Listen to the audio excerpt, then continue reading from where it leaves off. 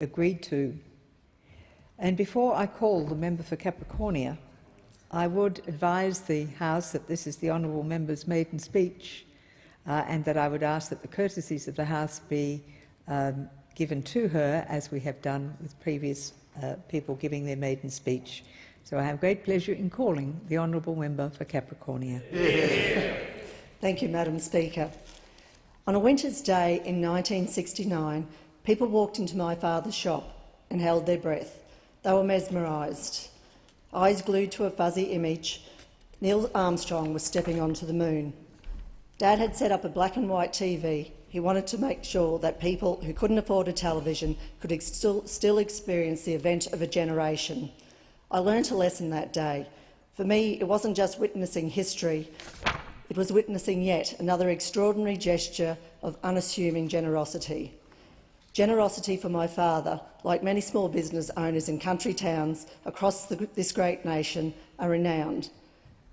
I can add to this lessons about community spirit, consideration for others, and willingness to stop and listen with an open mind. And I look up to the public gallery and I say directly to you, Dad, I have never forgotten the lessons I learnt from watching you in your shop. Lessons which have made me who I am, lessons which have guided me on my journey here today, where I proudly stand with you in the Australian Parliament to deliver my first speech. These lessons help to form my moral beliefs and shape my political ideals. Ideals that remind me of Sir Robert Menzies and his famous speech, The Forgotten People. Menzies reflected on the contribution of middle-class Australians. He identified these as the shopkeepers, farmers, skilled artisans, salary earners, professional men and women, the employers of our communities. He described these as the true backbone of the nation. I add to this list those who contribute to industrial resource and economic production. These are all my constituents, and it is to them I make this pledge. I pledge to facilitate the reawakening of Capricornia after a decade and a half of political dormancy, a pledge that I will explore further shortly. Madam Speaker, I was not born into wealth and privilege. My journey was from humble beginnings, guided by my parents, Bill and Gloria Martin, small business owners, two of Menzies' so-called forgotten Australians. For 21 years, they ran Lucky Daniels Casket Agency in William Street, Rockhampton. As a 12-year-old, I stood on a box behind the counter and wrote out casket tickets. Lucky Daniels was a place that drew characters who stopped to yarn and to gossip about events affecting their lives. They discussed the harsh weather, the Beatles, the death of JFK and Bob Menzies, decimal currency, Vietnam, the rise of ABBA, the end of Elvis, and, of course, the impact that federal political decisions had on their lives. Running a small business and raising a family is tough. My mother would cook, wash, clean and pack us off to school before heading down to Lucky Daniels to work with Dad. In the afternoon, she headed home to prepare dinner, then changed into her nursing uniform to work the night shift at the base hospital. And, Mum, you instilled in me the character of rolling up your sleeves and getting on with the job and putting others first. It's a trait that I am using now in my journey as the federal member for Capricornia. Mum and Dad, you taught me the hard work and good manners can take you to places of which you never dreamed. Today's walk through the great halls of Parliament House, past the gold-framed portraits of Menzies and the other great Prime Ministers, remind me of just that. Today, I'm privileged to stand with you in the nation's 44th Parliament as the 16th member for Capricornia since the electorate was created in 1901. I acknowledge prominent past members, like Frank Ford, the caretaker Prime Minister for 8 days following the death of John Curtin, and others like Liberal country MP Charles Davidson, a cane and dairy farmer who fought with distinction in World War I and who served as a Lieutenant Colonel in World War II. I relate to Charles Davidson because, like me, he won the seat from a long-term ALP member. I acknowledge other National Party MPs who held this seat, Col Carriage and Paul Marrick. Madam Speaker, I didn't win my first campaign, but with a small team, I moved mountains to achieve an 8.4% against the sitting member. This year, I won Capricornia with a further 4.5% swing, thanks to the support of constituents seeking change. I spoke earlier about reawakening the great geographical region of Capricornia. This reawakening starts with encouraging bold vision back into our local communities, giving a voice to constituents who have been crying out for representation, urging resource companies to give preference to local workers where local jobs are being farmed out to fly-in, fly-out workers from other cities. Cutting red tape to help small business prosper in town and on the land, preparing now to build a strong service sector in our rural and remote towns, and doing our darn best to ensure those services survive when the resource sector goes through periodic downturn. The reawakening of Capricornia won't be easy.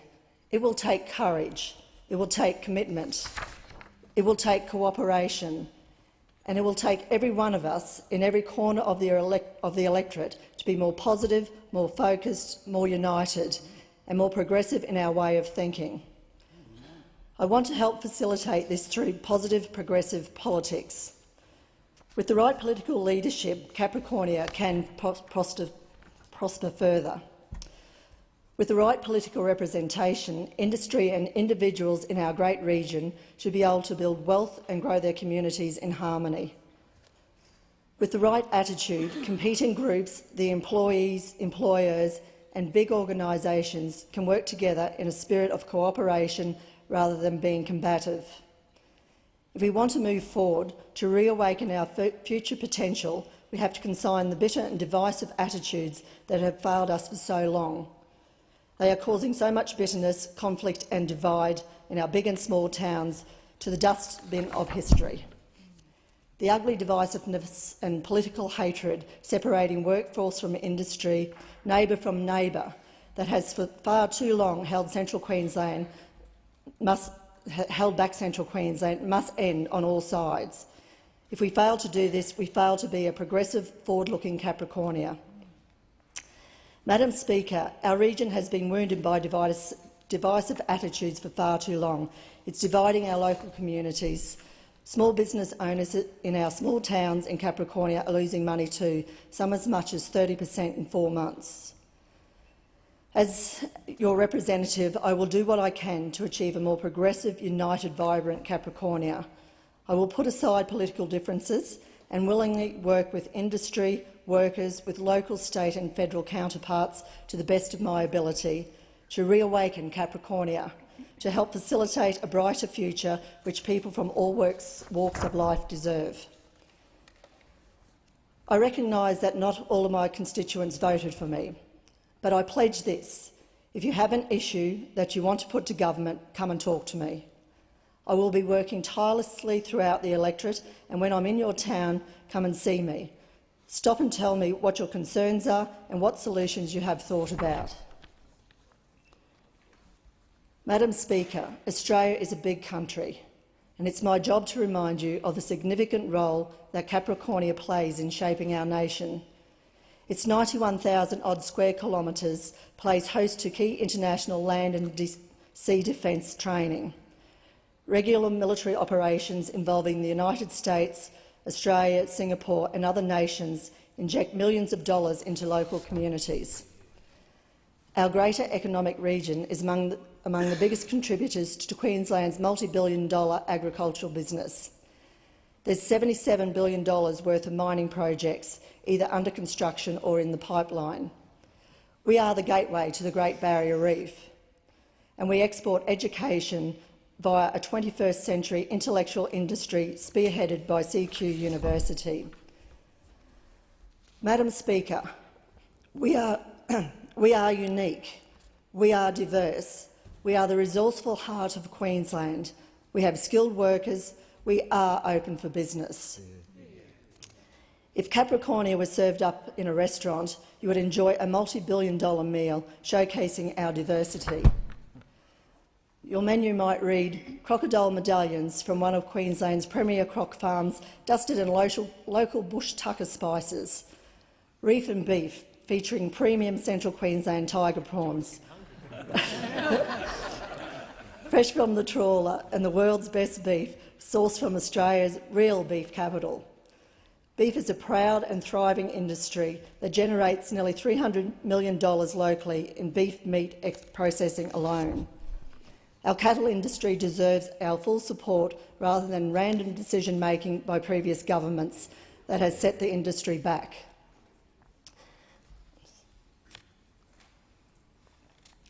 Next on our dinner is a course of tropical fruit desserts enhanced with natural cane sugar.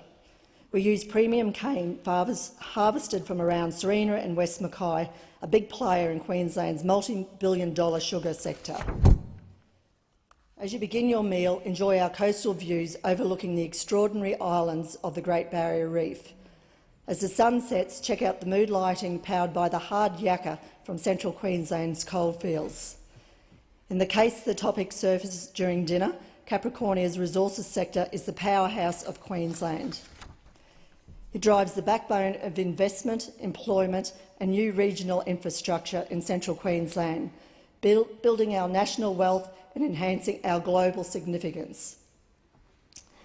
Inspired dinner conversation should turn to Capricornian innovations in technology, engineering, health, research and education that flow from CQ University Australia. The university has merged with CQ TAFE to deliver Queensland its first dual-sector university with a $300 million operating budget and 40,000 potential students. Further dinner conversation, of course, turns to sport. Capricornia boasts tennis great Rocket Rod Laver, Olympic champions like Carey and Anna Mears, Kendrick Tucker, Jamie Dwyer and many more. Key players in our business sector are backing a bid to locate an NRL team in Central Queensland, a heartland for rugby league. After dinner, stay the night at any of the region's islands and tourism resorts, which, by the way, injects $615 million and nearly 6,000 jobs into the greater Central Queensland economy. I have spoken briefly about reawakening Capricornia, our significance to the nation and some of the experiences that shape my character. Many people have walked beside me on the journey that brings me to this chamber, and I want to recognise all of them. Regrettably, time does not permit me to mention each of you by name, but I want to say thank you to everyone who was part of my journey. You helped me do a better job, you reinforced the values of mateship, you boosted my spirits, and you helped me understand what needs to be done to reawaken Capricornia. I have already spoken of my parents. Sitting with them today are my beautiful daughters Jessica Price and Kirsten Daniels. The lessons I have learned from them are just as valuable in making me a better member and a better mother. Kirsten and Jess, and Jessica's wonderful husband Tim, I say thank you. Thank you for the love and support you have given me. To my brothers Daniel and Robert and their wives Karen and Katie and extended families, I say thank you. I would particularly like to thank Campaign Director and friend Dr Kim Bullwinkle, who drove a successful campaign across the line. Kim, mission accomplished. I acknowledge the assistance of Ken Crook, Trish Simon, Scott Kilpatrick and Gary Kerr. To Lance Rundle, Alan Kogel, Adrian Jackson, John Christie and David Horton, who helped us build the LNP in Capricornia and who contributed their support, I say thank you. And I thank our committed fundraising committee, Dominic, Lance, Alan and Ken, and all of our financial sponsors and supporters. And I would sincerely like to thank Senator Ian MacDonald for being my mentor, friend and advisor. Well done. He encouraged me to stand for election and has stood by me on my journey.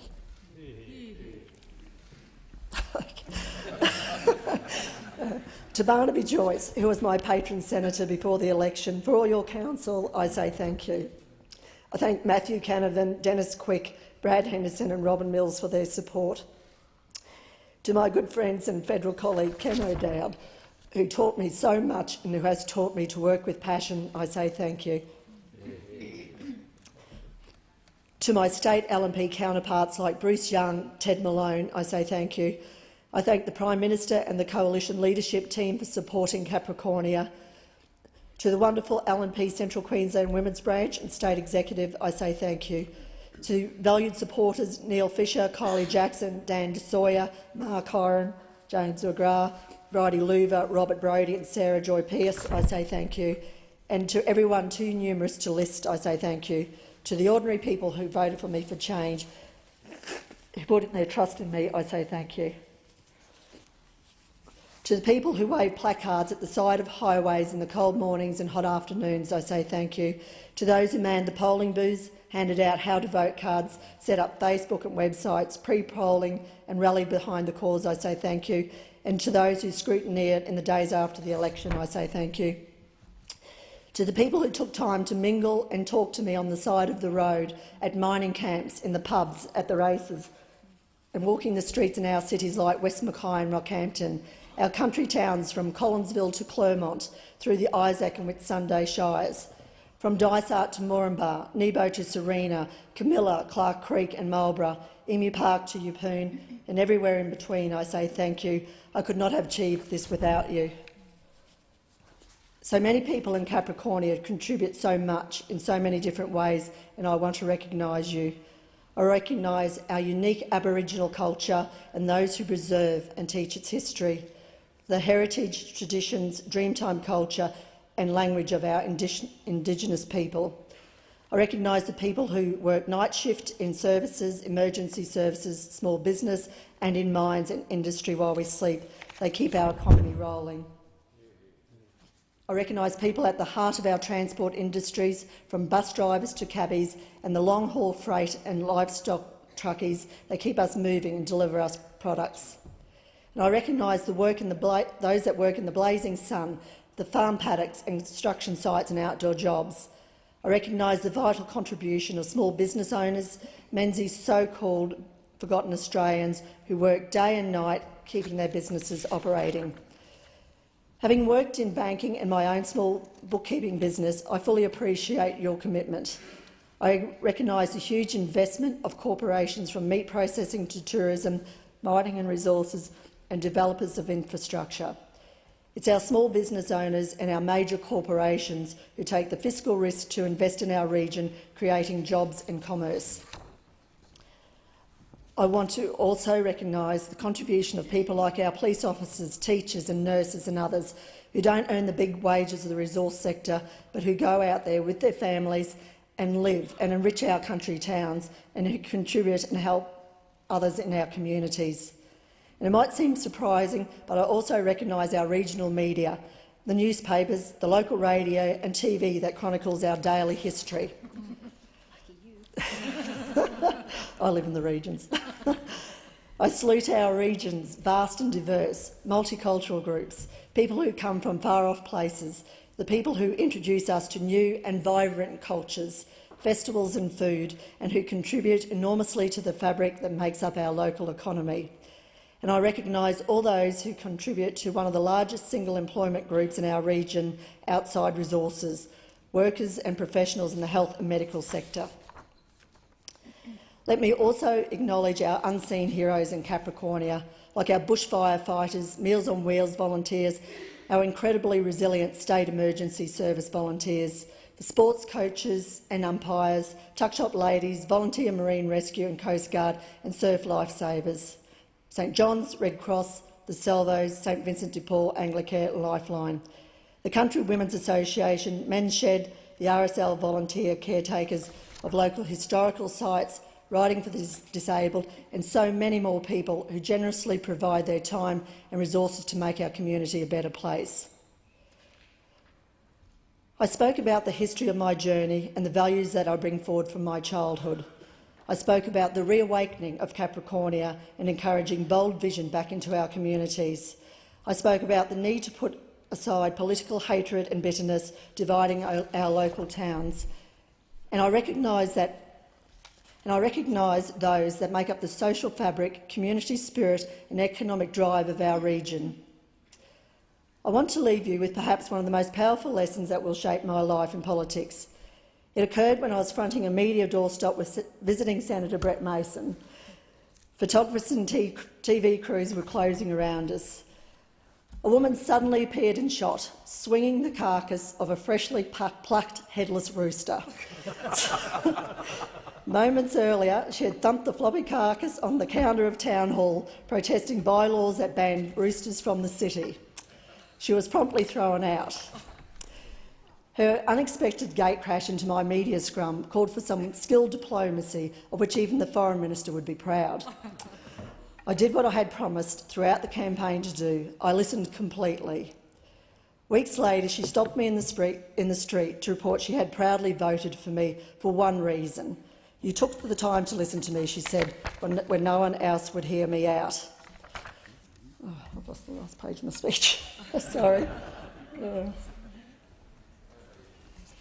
don't know where it is. But anyway, so that is what is my aim, is to listen to the people of our community, to be there to listen to them, go to every aspect of the electorate, and I plan on just being there for everyone that is that wants to see me. So thank you very much.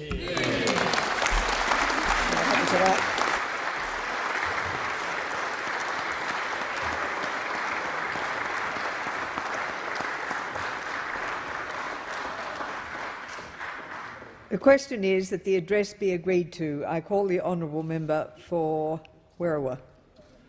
Fowler. That's one of those, Madam Speaker.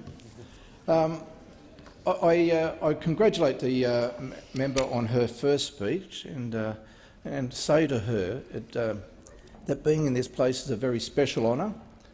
Despite the politics that will take place here, we should never ever lose sight of the fact that the honour that we have collectively here, that is, we represent our local communities in the federal parliament. So welcome to the member for Capricornia. Thank you.